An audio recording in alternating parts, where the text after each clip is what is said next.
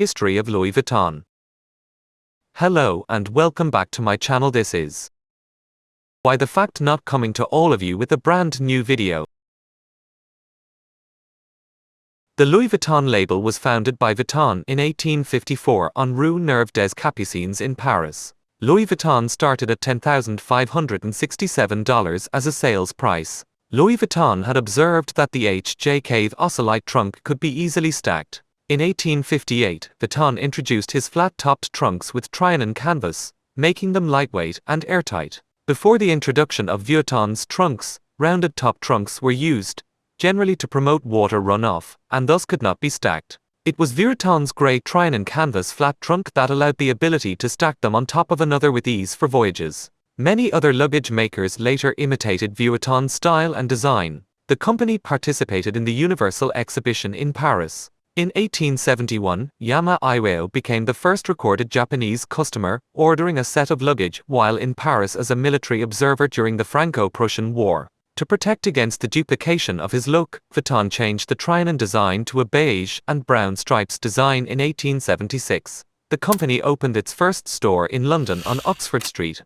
Soon thereafter, due to the continuing imitation of his look, in 1888, Vuitton created the Damier canvas pattern, which bore a logo that reads Marque L. Vuitton de Paris, which translates into L. Vuitton registered trademark. In 1892, Louis Vuitton died and the company's management passed to his son. After the death of his father, Georges Vuitton began a campaign to build the company into a worldwide corporation, exhibiting the company's products at the Chicago World's Fair in 1893. In 1896, the company launched the signature monogram canvas and made the worldwide patents on it. Its graphic symbols, including catafoils and flowers, as well as the LV monogram, were based on the trend of using Japanese mon designs in the late Victorian era. The patents later proved to be successful in stopping counterfeiting. In this same year, Georges traveled to the United States, where he toured cities such as New York, Philadelphia, and Chicago, selling Vuitton products. In 1901, the Louis Vuitton company introduced the steamer bag,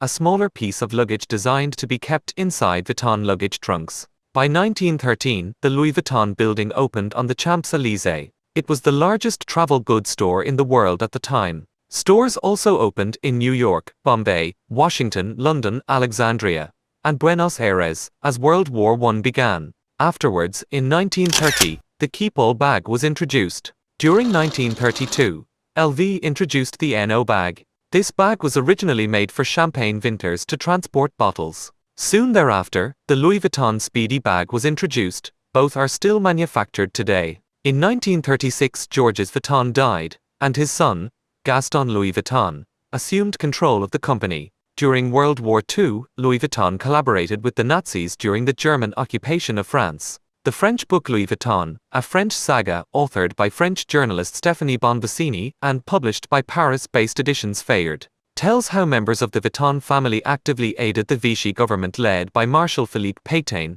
and increased their wealth from their business affairs with the Germans. The family set up a factory dedicated to producing artifacts glorifying Pétain, including more than 2,500 busts. Caroline Babel, a spokeswoman for the publisher, Fayard, said, "They have not contested anything in the book, but they are trying to bury it by pretending it doesn't exist." Responding to the book's release in 2004, a spokesman for LVMH said, "This is ancient history. The book covers a period when it was family-run and long before it became part of LVMH. We are diverse, tolerant and all the things a modern company should be," an LVMH spokesman told the satirical magazine Le Canard in Charnay.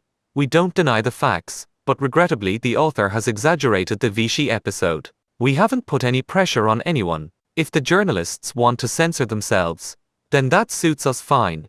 That publication was the only French periodical to mention the book, possibly because LVMH is the country's biggest advertiser in the press. During this period, Louis Vuitton began to incorporate leather into most of its products, which ranged from small purses and wallets to larger pieces of luggage. In order to broaden its line, the company revamped its signature monogram canvas in 1959 to make it more supple, allowing it to be used for purses, bags, and wallets. It is believed that in the 1920s, counterfeiting returned as a greater issue to continue on into the 21st century. In 1966, the Papillon was launched, a cylindrical bag that is still popular today. By 1977, with annual revenue up to 70 million francs, $14.27 million.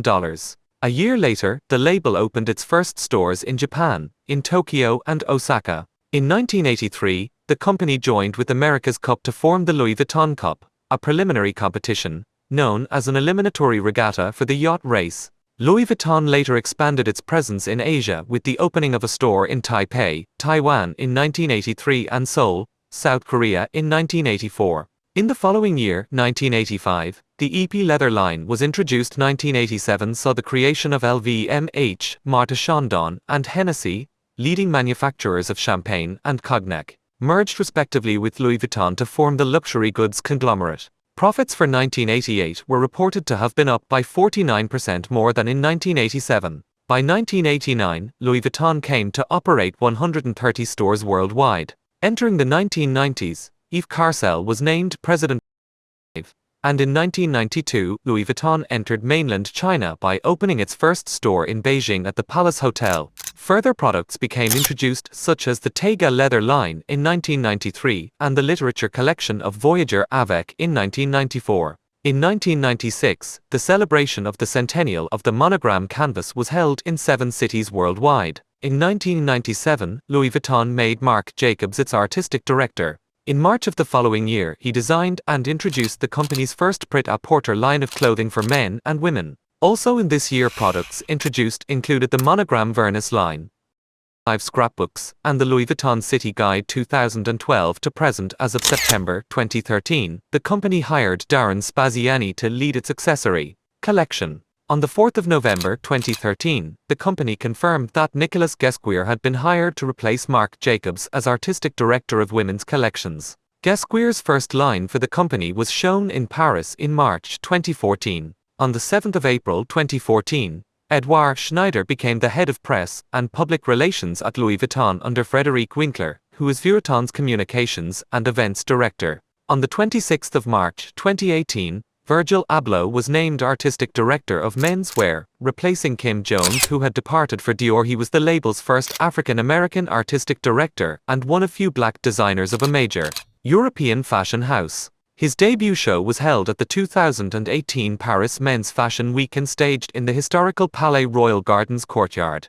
On the 28th of November 2021, Abloh died of cardiac angiosarcoma, which he had been battling privately for 2 years prior. LV was in the first place in the brand's top 10 most valuable luxury brands in 2019, with a worth of $47.2 billion.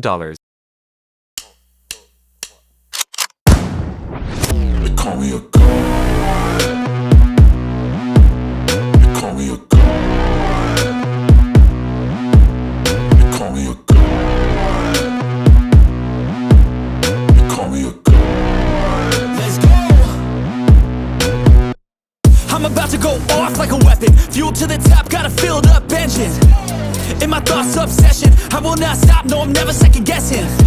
I got a God complex. Haters love to hate, but I never feel pressed. Got a lot on my plate, but I never get stressed. I'll take all the pressure like I'm acing this test. Tear it up like I'm Jason. I see the world like it's ready for the taking. I see this place like a game I'm playing. Straight to the bank to collect my payments. No negotiations, it's my way, I was born impatient. And like a damn Freemason, I'll run this nation. They call me a god. They call me a god.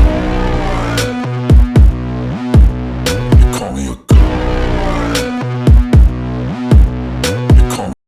And that is it, guys. This is the history of Louis Vuitton. Hope you all liked this video, and please don't forget to smash that like button. And you're new to this channel, please hit that subscribe button and also hit that notification bell so you will be updated on my next video upload. Mega love shout out to my premier team, Team SNB, and all its very active and supportive members. This is why the fact not saying anything is possible. Just keep it simple. See you all on my next video. Thank you for watching.